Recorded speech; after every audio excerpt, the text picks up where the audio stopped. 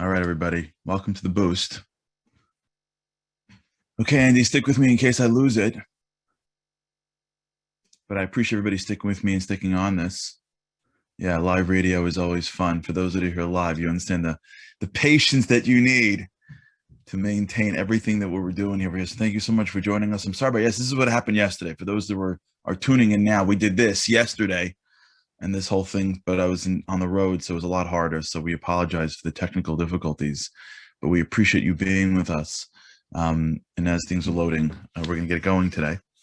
We've been talking about this concept of results and effort. If you remember, this is what we spoke about last week. And just put it into the chat because nothing is open for me yet. So if you don't mind putting the dedication today into the chat, that's the best thing for me right now. Actually, you know what? I'm going to do it right now. So today's show is dedicated Le'ilu Nishmas Avraham Yonah ben Nachum HaKohen, for the elevated soul of this great man on his fourth yahrzeit. May his neshama have an aliyah. May his memory be a blessing for his children and his grandchildren. We thank you so much for your sponsorship. So we've been talking about this idea of efforts and results. And I want to spend a little bit of time on it because it's super important to understand, in my opinion, just how it works. Growing up, like we spoke about last week, if you remember, growing up, you live in a world where everything is very results driven. Everything is very focused on results. And so when you live in a world where really it doesn't matter how hard you studied, it matters what you get on the test. I was on the phone yesterday with somebody who got a certain grade on their LSATs. And this guy's like the greatest guy in the world. You know what I'm saying? Like, and he does this and he does that and he does this and he does that. And he's constantly doing everything for everything. And he gets a grade on his LSAT. And it was so hard for me to break it to this person that, yeah, they don't care. Like, really, they don't care. I know that, like, you know, you're the future, you know, Supreme Court justice because you dedicate your time, and I got it. Don't want law school. That's not how it works. Like, they don't care. Really. I mean, they say they care. They don't care. It's what you get on your LSAT. It's a result. Like, it doesn't matter. I remember reading a whole thing about Olympic athletes. It's amazing what goes on in the world of Olympic athletes. It's not just professional athletes, Olympic athletes. It's very different. Professional athlete plays dozens and hundreds of games a year. And for many years, Olympic athletes play one game at that stage. And they're doing trials. Okay, but like, can you imagine training for 4 years for one race? And the difference between first place and no medal, as I saw it, is like, that's it. That pause that I just did, that pause is the difference between gold and nobody knows your name. 4 years, one race. Not again. You don't do it the next morning. That's it. And then you go home. That's results. We live in a very results-driven world. And so when we speak, and what we've been speaking about, really, in my humble opinion, which is this key to freedom, is the key to letting the wins in, which is letting the effort in. We have to identify that underneath results is effort. It's underneath it because of how we were raised. Nobody ever tells somebody after they win the championships, you played really hard. Good job. We won. Oh my gosh, we won. And by the way, even if it was a fluke, even if the other team played harder and was better and some fluke miracle happened and the ball bounced off someone's helmet and landed into the hands of the player and the guy, I don't know, doesn't matter. Nobody's like, well, you know, really shouldn't have won because like it wasn't fair. Nobody cares. We got the result we wanted. Like, the people that get the effort speech are the people that lose. So we have this neural connection between effort being losing. And so when we approach our lives and we do not get the results that we want, it's hard for us to not be disappointed. It's hard for us to not feel less. You work your tail off to get for a test and you don't get the grade you want.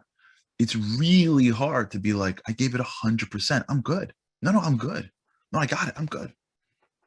I let the wind seep in. I got it. No, I get it. I know I failed, but I know me. I killed it. I'm good. Can you imagine? Imagine a guy gets off the field. No, it's okay. No, it's okay. You take the trophy. I'm good. No, really, I'm good. I'm a champion. I'm a champion in my mind. Who does that?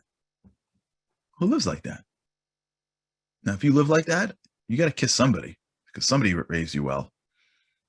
You got to give somebody a hug or somebody a thank you. Because if what I'm saying is natural to you, in the loss, you feel like a winner because you gave it 100%. Look up that chain. The world didn't give that to you. I can tell you that much. Somebody gave that to you. Whoever that somebody is, you make sure they give them a nice big happy someone's card. Mother's Day, Father's Day, Teacher's Day. I don't know. Find a day and thank them for it because that's not how we roll. That's a spiritual way of seeing the world. We live in a physical world. We live in a material world. We live in, oh, I don't know what that song was. We live in a material world. Spiritually, that's how it works, but we don't live like that. So here's how it works. And I want to sort of explore this with you now a little bit. I want to explore this with you. So there's what we would call, let's say, like lower level effort. What lower level effort is, it's not really lower level. I'm just using it so we can create a paradigm. I'm using so we can create our own definitions for the next few days and we can really nail this with God's help. In the middle, we got results. Material, physical, objective results. The job I want, the response that I want, right? The way I feel when people are around me, the results, what the world delivers to me, results. I have what I want. I go out into the world and the world gives me what I want. Results. Underneath results, those who are watching the video, I'm like trying to figure out, do I go left to right or up and down? Underneath the results is what we would call, let's say, like lower level effort. And what that is that that's the effort that we grew up with. That's the effort that that's the patting on the head. That's the A for effort trophy, which I don't care. You know, that's not a trophy. I don't care. That's not a trophy. The dinky little trophies you get because you showed up, it's not a trophy. As much as parents like, no, really it is. It's not. You don't need a trophy. The effort and results don't have the same path. They live in two separate worlds. You don't get effort isn't second place to winning. That's what the whole thing doesn't make sense. When you train kids to think that effort is really second place to winning, you take effort and you make it subservient, if you will, to results. So the kid who tried as hard, the team that tried their hardest, that coincidentally or because of some fluke lost the game because, the ball bounced and whatever, that kid gets a little trophy. And the kid gets, really? No. We're going to call that lower level effort for now. The effort that we grew up with. The you tried hard speech. The little trophy you get for showing up. Let's just leave that there. And let's just start to build a bridge to what's called upper effort. And explain to you how only when you live in the world of effort can you achieve extraordinary results. How does this work? When we engage in challenge, when we engage in conflict, I don't mean like beating people up, I mean conflict, like internal conflict, right? The key to life is being victorious over self, right? So it's a conflict. Do I eat it? Don't I eat it? Do I say it? Don't I say it? Do I judge? Don't I judge? Do I push when I'm tired? Do I not push when I'm tired? Right? That's conflict. There's an inner battle that's raging between us, within us. That's a conflict that we're up against, that requires an effort, that requires exhaustion, that requires energy. If you're going to live at your highest self, you're going to be engaged in conflict consistently. When you engage in conflict, whenever you put in that conflict a need for anything but the conflict, you now put yourself at a disadvantage. I remember reading a book years ago about I think it was a Navy SEAL. He was a commando who trained himself to live on one meal a day his whole life. He woke up, ate breakfast, and that was it. And then he ate breakfast the next day. And he said, the reason why I did that was because if I'm in battle and I need to eat, if I'm doing a raid and I need something outside the raid, then now I'm at a disadvantage. So I have to clear everything out except for the battle before me. And this Olympic thing that I was reading about, the Olympic athletes say very similar things. If you're going to be the greatest in the world, there's nothing that's going to get in the way with perfecting your craft. You can't. It's impossible. You can't take on hobbies if you're trying to win a gold medal.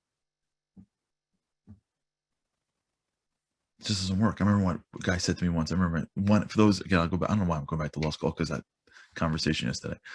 For those who are in 1L, 1L is the first year of law school.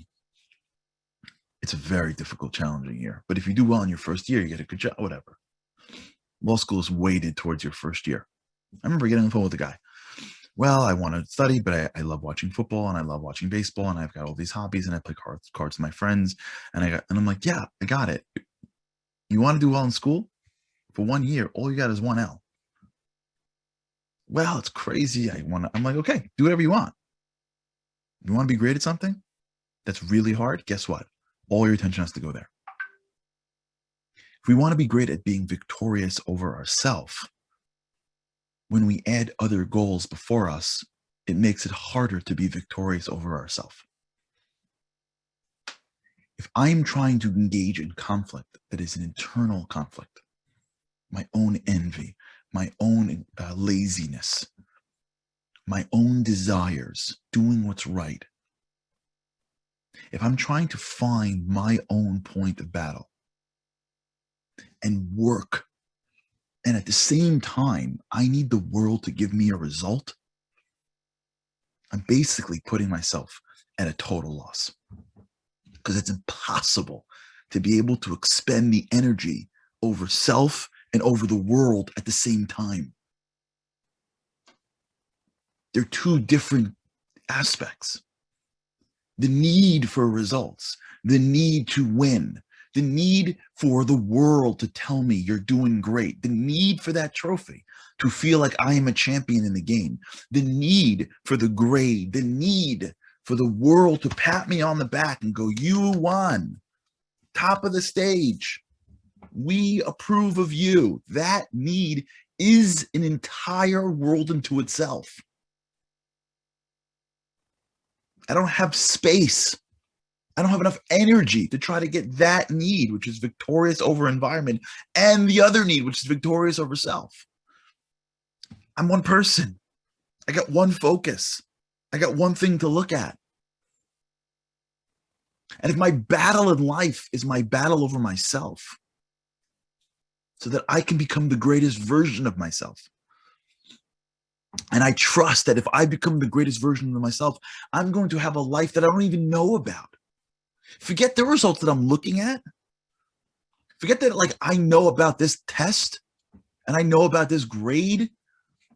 If I'm victorious over myself, if I become a learner, if I become an intellectual explorer, if I look at my grades as a way to train myself to think and learn, I don't even know what's even possible for me. It's not going to be math. It's not going to be what you determine the curriculum is at my age. Are you kidding me?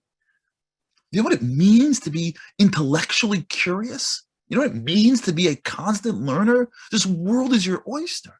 There's stuff out there that didn't make it to the books yet. You know how long it takes it to make it to a school book in a school? You know how quickly the world moves? You know what kind of information I can get? You know how much more benefits I can get in the world by being a learner than whether I get a grade on a test? If I'm sitting and studying and my goal is grade on test, I can't then say my goal is to push myself to the max so that I can build the traits of constant learning and curiosity. And I can use this as an exercise to build me, to overcome my challenges of laziness, my insecurities of not being smart enough, so that I, when I graduate out of this school or graduate out of this program, have the tools and the traits to constantly be engaged in new information. I can't do both. Either I'm going to try to get that A and I need that A to feel good about myself, or I'm going to try to beat my own insecurities and laziness, and I'm going to become a real learner. I'm going to use this time in my life to work on this mentality. I hope I get an A. I don't need you to give me an A to feel like I've been successful. All right, we got to talk about this. It's already late. Okay, we'll continue. Just the beginning. We'll continue. Higher level effort. That's what we're getting at. We're slowly starting to see it. Okay, have an amazing day, everybody. Thanks so much for joining us. Sorry for the technical difficulties. And with God's help, I can't wait to see you again tomorrow. Have a great day.